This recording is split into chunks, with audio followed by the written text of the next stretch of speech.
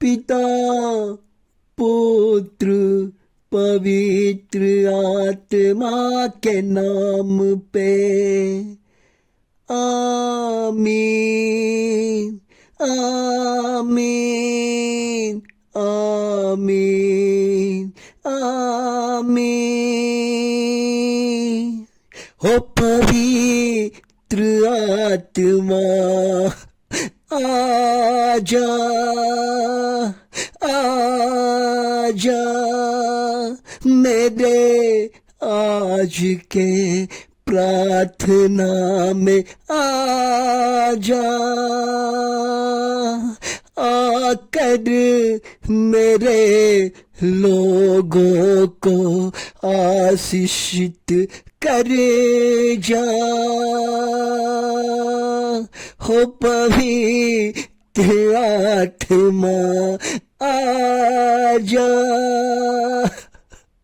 आजा। ओ पवित्र आत्मा, ओ मेरे यीशु का आत्मा, ओ चमत्कार करने वाला आत्मा, मनुष्यों का जीवन बदलने वाला आत्मा। ओ यीशु राजा आजा, आज मेरे प्रार्थना में आजा। बिना पवित्र आत्मा का प्रार्थना व्यर्थ है। जब तक आप नहीं आएंगे प्रार्थना का उत्तर नहीं मिलेगा। ओ पवित्र आत्मा, आप हमारे प्रार्थना में आ जा।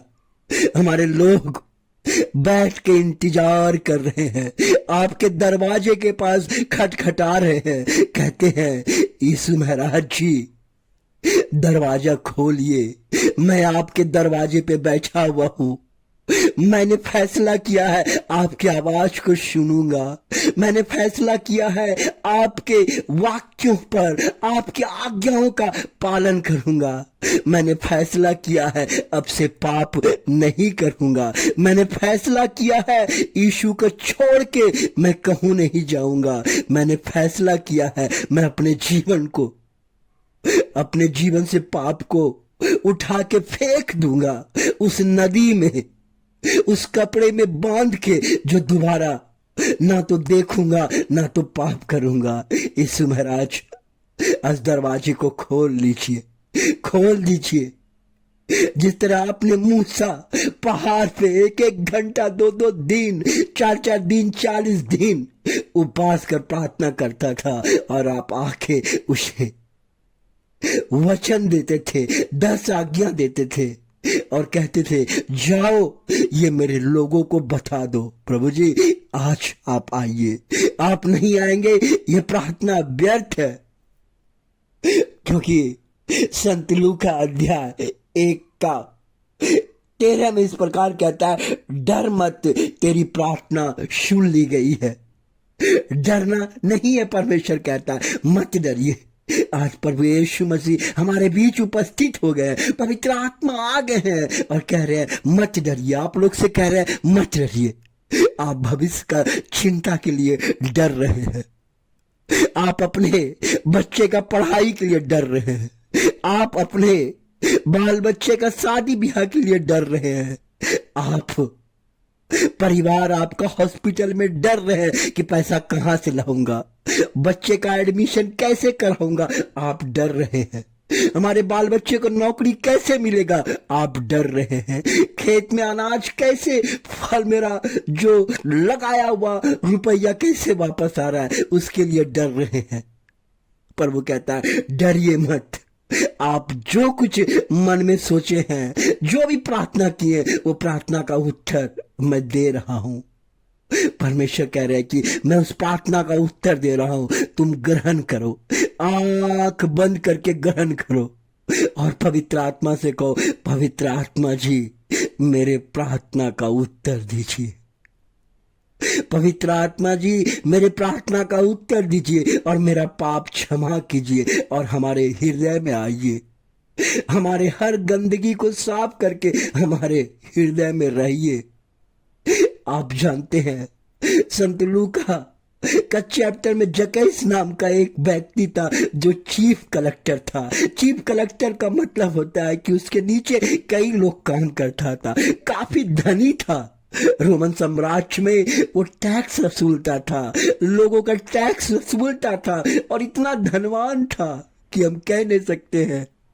उसके घर में, उसके तिजोरी में पैसा ही पैसा था, लेकिन फिर भी उसके मन में वो जो काम कर रहा था, जो गलत ढंग से टैक्स वसूल रहा था, लोग वहां पर यहूदी लोग कहते थे, इन लोगों को गंदा आदमी कहते थे, गुंडा मवाली, जैसे आज हमारे समाज में लोग कहते हैं ये तो गंदा व्यक्ति है। उनको मन में, जकैस के मन में आ गया कि हम आज परमेश्वर के विषय में बहुत सुनते थे, यीशु के विषय में बहुत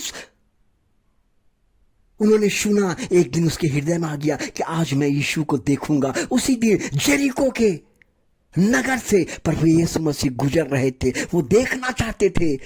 मेरे प्यारी भाइयों और बहनों, आप जानते हैं जब यीशु मसीह गुजरते थे तो लोग भीड़ लगा देते थे, लेकिन वो छोटा व्यक्ति था, फिर भी देखने के लिए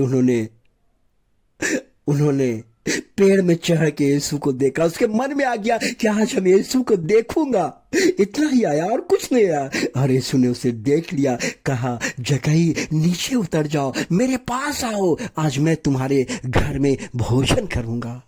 और प्रभु यीशु महाराज उनको गले लगा लिया और वो उनके घर में भोजन किया। और भोजन करने से पहले उन्होंने कहा, पर महाराज मैंने जितना लोगों से गलत ढंग से पैसा लिया उसका मैं 4 गुना वापस कर दूंगा, क्योंकि आज हमारे हृदय में यीशु का राज आ गया है। यीशु को मैं जान गया हूं, मैं अपने पाप को पहचान गया हूं। उन्होंने सब कुछ छोड़ के प्रभु यीशु मसीह के चरणों में चल गया। क्या जरूरी था पैसे वाले को यीशु को पकड़ने को? क्या जरूरी था धनवान व्यक्ति को एक अच्छा खासा नौकरी करके यीशु का पीछा करने को? आज हमें भी यीशु को पकड़ना है, यीशु को अपने हृदय में लाना है और बैठाना है और कहना, पवित्र आत्मा मेरे हृदय में आइए। जब पवित्र आत्मा आएगा आपका जीवन बदल जाएगा। धन्यवाद हो पिता परमेश्वर, हमारे तमाम सब्सक्राइब करने वाले परिवार को आशीर्वाद दीजिए, शांति दीजिए, उस पर दया कीजिए। Hallelujah hallelujah.